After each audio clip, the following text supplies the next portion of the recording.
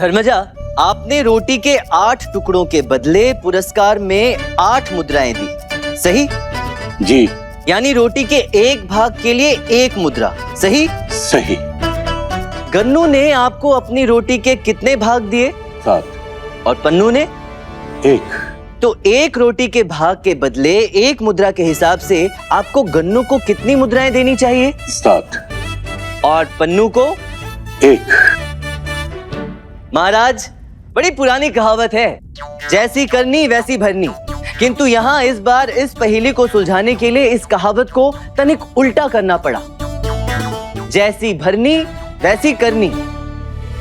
करनी दोनों की सही थी महाराज, दोनों ने अपनी सभी रोटियों का परित्याग किया, किंतु भरनी अलग अलग थी। गन्नू ने 7 भाग भरे और पन्नू ने केवल 1 भाग।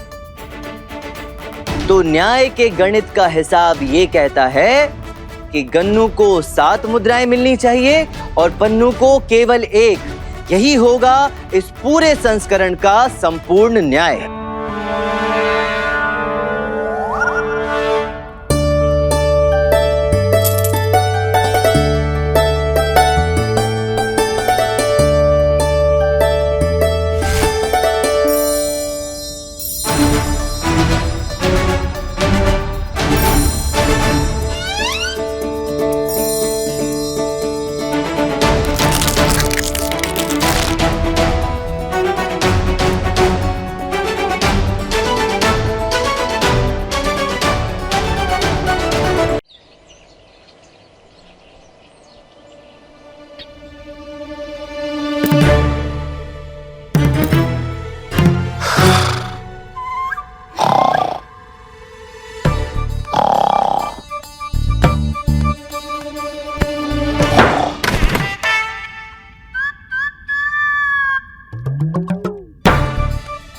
देखिए कैसा हाल बनाया हुआ है।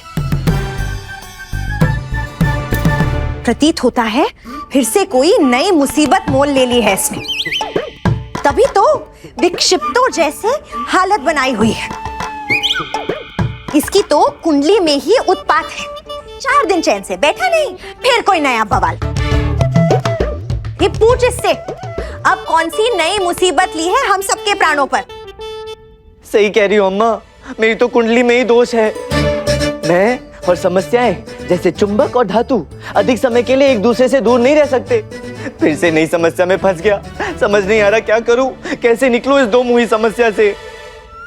अम्मा, समझ आया ये क्या कह रहे हैं?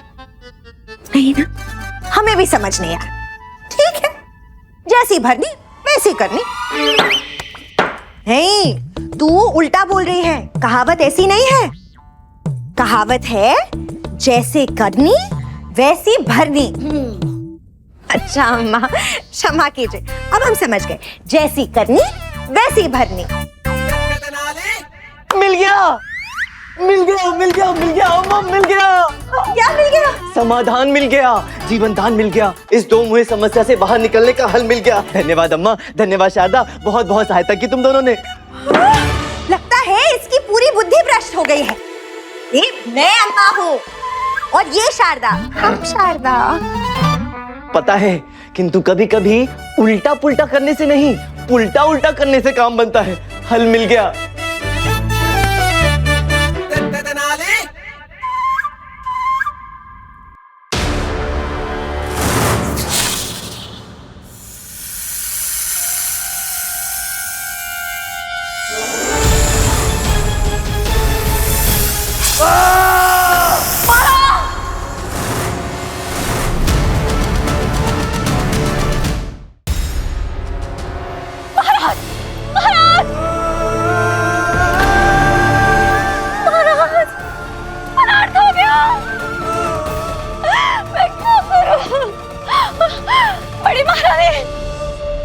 महाराज, महाराज, छोटी महारानी, क्या हुआ महाराज को? महाराज को एक बिचैनी नागिन ने काट लिया और महाराज के प्राण निकल गए। महाराज!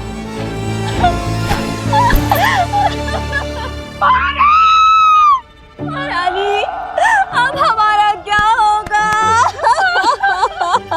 महाराज अब क्या होगा छोटी महारानी? हमें छोड़कर क्यों चले गए महाराज? महाराज! सब ठीक तो है महारानी? अरे क्या ठीक है, सब कुछ तो उजड़ गया हमारा। ईश्वर, हमें भी उठा ले, हम भी आ रहे उनके पीछे पीछे। किसके पीछे पीछे?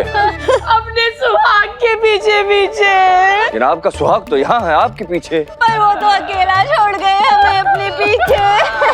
ये भी कोई आयु है वैकुंठ सिरारने की? वैकुंठ? ये क्या अनाप शनाप बोले जा रही हैं आप दोनों? अरे हम तो यहाँ। हाँ यही वो दुष्ट नागिन आई और महाराज को डसकर चले गए।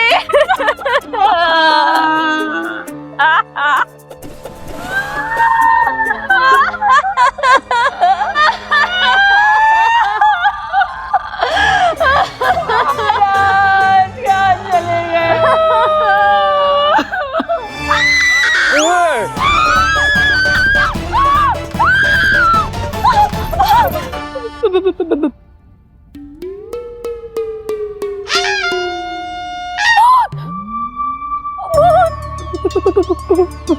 भूत? कौन भूत है? हम भूत नहीं हैं, जीते जागते जीवित खड़े हैं आपके सामने। हाँ देखिए, आइए इधर आइए।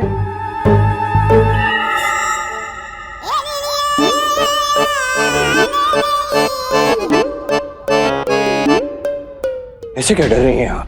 स्पर्श करके देखिए, हम ही हैं।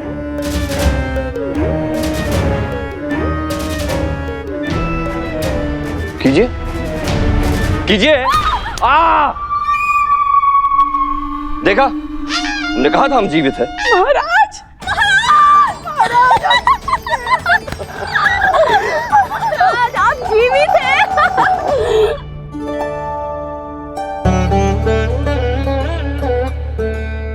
महाराज आपको किसी की नजर ना लगे। और महाराज, ईश्वर करे आपको हमारी आयु भी लग जाए। महाराज आप कितने पराक्रमी हैं, इतनी विषैली नागिन का विष भी सह गए। महारानी तिरुमलंबा, होश में आइए, हमें किसी नागिन ने नहीं काटा है। प्रतीत होता है कि आपने कोई दुस्वप्न देखा है। हे भगवान, कितना वास्तविक अनुभव होने वाला दुस्वप्न था ये। हमारे तो प्राण ही निकल गए थे। महाराज आपको पता है, वो दुष्ट नागिन ऐसे ऐसे करके लहराते हुए, बल खाते हुए, रेंगते हुए, मटकते हुए और फुफकारते हुए आपके सीने पर दांत गड़ाए और हम चिल्लाए महाराज। और महाराज वो नागिन आकर आपको डस गई और हम कुछ नहीं कर पाए महाराज। देखिए महारानी तिरुमलंबा, आप संभालिए अपने आप को। महारानी चिन्ना देवी, हम बिल्कुल ठीक हैं, कुछ नहीं हुआ हमें। जी महाराज, हमारी चिंता का कारण कुछ और है महाराज। कहते हैं कि ब्रह्म मुहूर्त में देखे हुए स्वप्न अधिकतर सत्य होते हैं, और कहीं छोटी महारानी का देखा हुआ दुस्वप्न ऐसा कुछ नहीं होगा महारानी जी, ये सब अंधविश्वास है। जीवन और मृत्यु सब परम पिता परमात्मा के हाथ में है, बाकी सब मिथ्या है। और जब तक आप दोनों का प्रेम हमारे जीवन में ढाल बनकर खड़ा है, हमारा कोई क्या है बिगाड़ लेगा।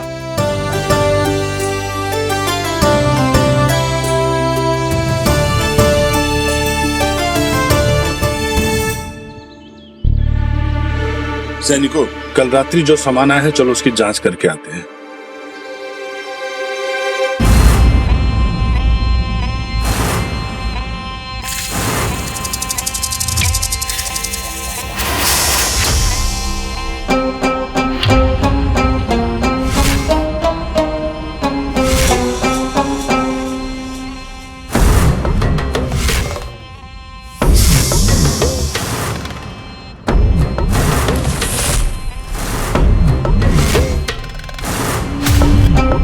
अब इस जगह का अंधेरा ही बनेगा मेरे छुपने का सहारा।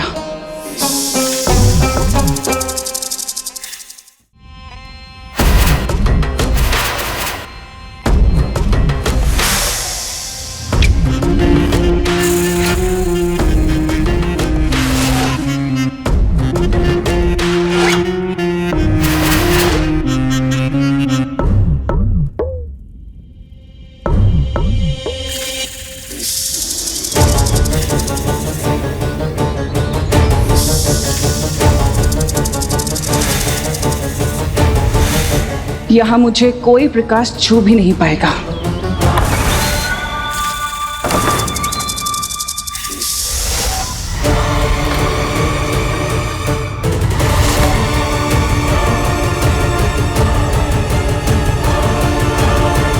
कौन है भीतर?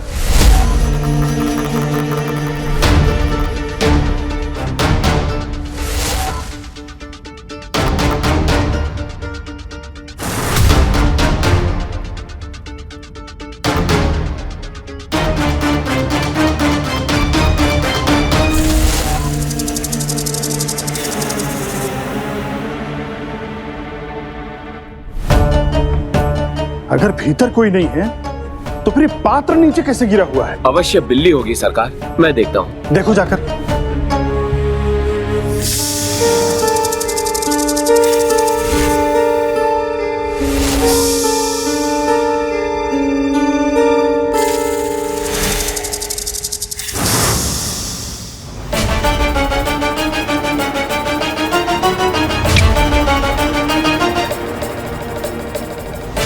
यहाँ कोई नहीं है सरकार, बिल्ली ही होगी। ठीक है।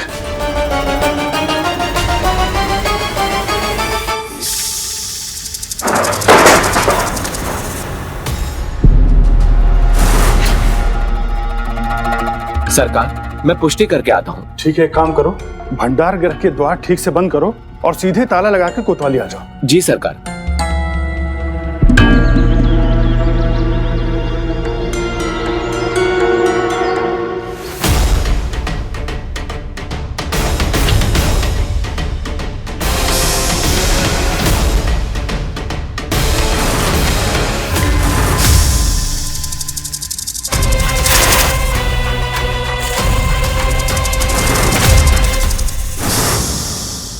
कौन हो तुम? और इस अंधेरे भंडार गृह में क्या कर रही हो? चलो बाहर निकलो। मैं बाहर नहीं आ सकती, बाहर सूरज की रोशनी है ना। तो सूरज की किरणें मुझ पर पड़ती है तो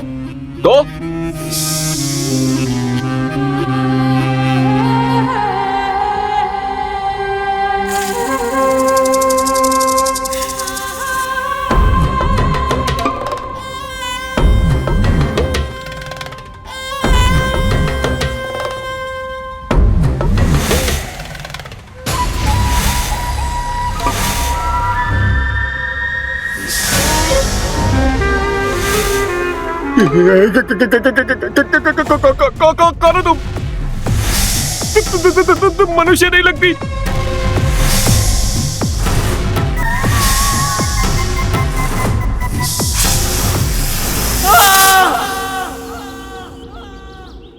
आपके चेहरे की मुस्कान बता रही है पंडित रामाकृष्णा कि आपने इस विचित्र सी समस्या का हल ढूंढ निकाला है।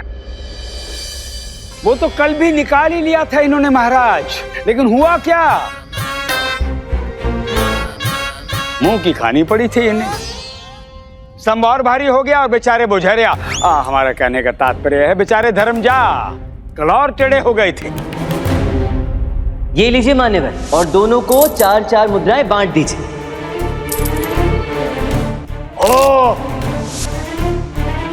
निश्चिंत रहें गुरुवर, आज ऐसा नहीं होगा, क्योंकि आज संपूर्ण न्याय होगा। महाराज, मेरे विचार से सही न्याय यही होगा कि गन्नू को 7 मुद्राएं और पन्नू को केवल 1 मुद्रा मिलनी चाहिए। यही होगा इस संदर्भ का खरा न्याय। मानवता के नाते 3 रोटी के हिसाब से 3 सिक्के मिलने चाहिए थे। ये तो फिर से अन्याय हो जाएगा। ये क्या बोल रहे हैं महाराज? क्या कह रहे हैं ये? एक को सब कुछ, दूसरे को कुछ भी नहीं। ये न्याय है इनका? ये हल निकाला इन्होंने इस समस्या का? बताइए, ऐसे तो बेचारे फरियादी की कमर ही तोड़ डालेंगे ये झुका झुका के। शांत आचार्य, शांत। अगर पंडित रामाकृष्ण कह रहे हैं तो उसके पीछे उनका कोई ना कोई तर्क, कोई ना कोई गणित अवश्य होगा। हमें पंडित रामाकृष्ण को अपनी बात का पूर्ण मंतव्य समझाने का अवसर अवश्य देना चाहिए। पंडित रामाकृष्ण महाराज, बताइए क्या आधार है आपके इस कथन का? क्यों आपके हिसाब से गन्नू को 7 और पन्नू को 1 मुद्रा मिलनी चाहिए? जी महाराज, महाराज, इस पहेली के हल को समझने हेतु सर्वप्रथम हम संक्षेप में सबसे पहले इस पहेली को समझते हैं। गन्नू और पन्नू ने आतिथ्य सत्कार के लिए धर्मजा की भूख मिटाने के लिए अपने अपने भोजन का परित्याग किया।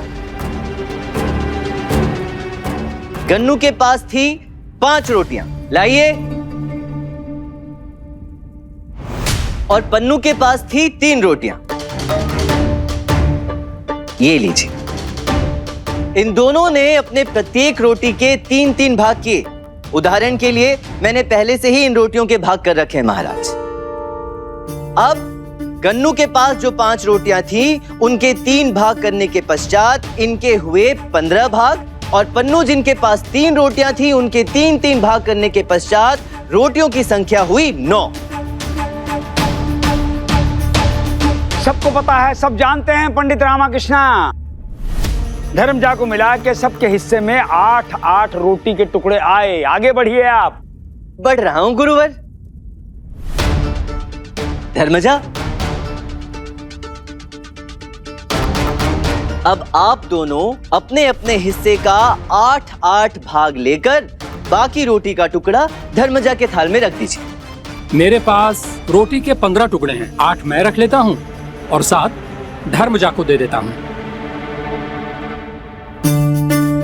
मेरी थाली में 9 रोटी के टुकड़े हैं, 8 मैं अपने पास रख लेता हूँ और 1 धर्मजा को दे देता हूँ।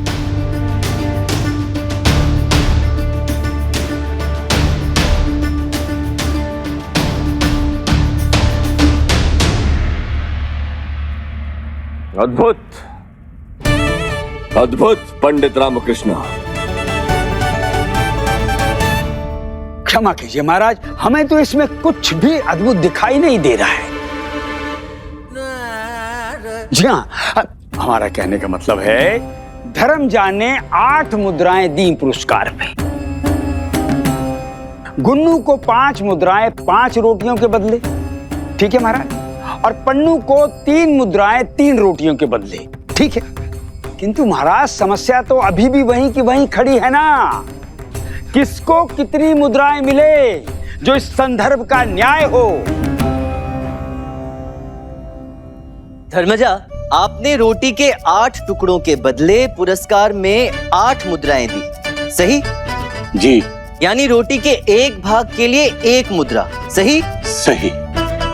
गन्नू ने आपको अपनी रोटी के कितने भाग दिए? 7। और पन्नू ने? 1। तो 1 रोटी के भाग के बदले 1 मुद्रा के हिसाब से आपको गन्नू को कितनी मुद्राएं देनी चाहिए? 7। और पन्नू को? 1। महाराज, बड़ी पुरानी कहावत है, जैसी करनी वैसी भरनी। किंतु यहाँ इस बार इस पहेली को सुलझाने के लिए इस कहावत को तनिक उल्टा करना पड़ा। जैसी भरनी वैसी करनी। करनी दोनों की सही थी महाराज, दोनों ने अपनी सभी रोटियों का परित्याग किया, किंतु भरनी अलग अलग थी। गन्नू ने 7 भाग भरे और पन्नू ने केवल 1 भाग। तो न्याय के गणित का हिसाब ये कहता है कि गन्नू को 7 मुद्राएं मिलनी चाहिए और पन्नू को केवल 1। यही होगा इस पूरे संस्करण का संपूर्ण न्याय।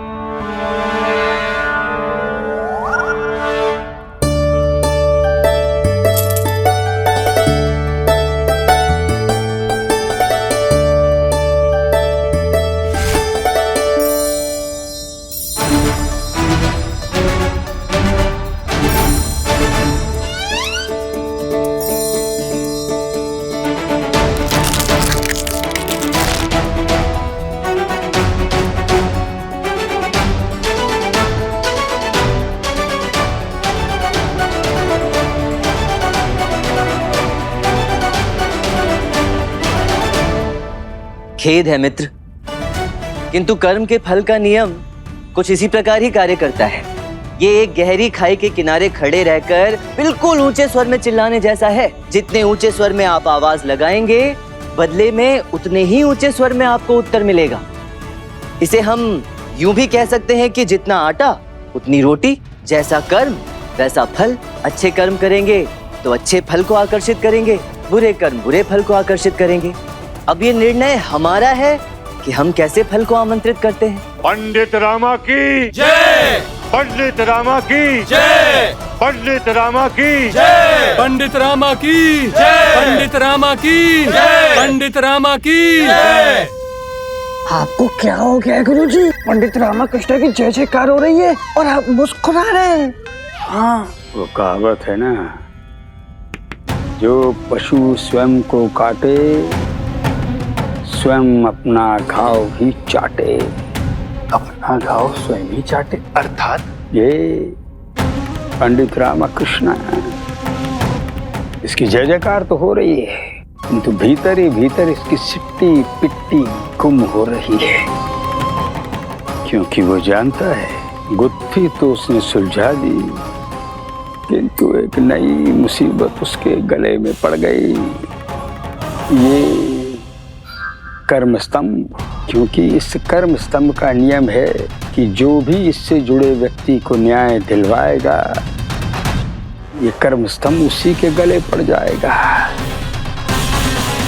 अब जैसे पंडित रामाकृष्ण के गले पड़ने वाला है। इस स्तंभ का यही नियम है महाराज कि ये एक व्यक्ति से दूसरे व्यक्ति तक स्थानांतरित होता है। देखो मेरे बच्चों, देखो, आनंद लो। क्या बात है गुरुजी, ये बात तो हम लोग भूल ही गए थे।